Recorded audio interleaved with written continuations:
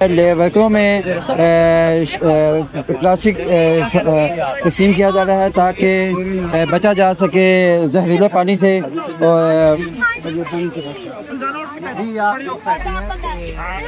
एक और दे दो।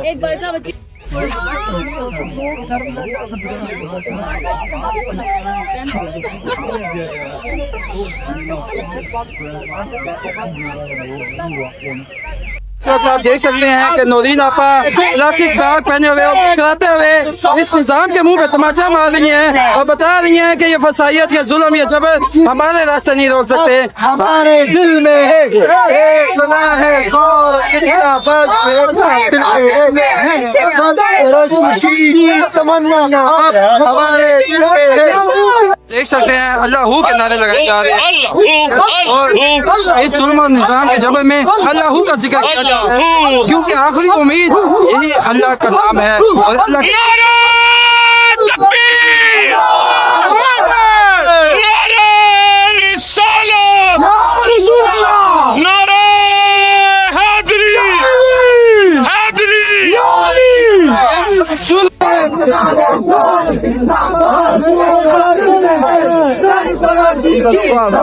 हमारे दिल में है देखना है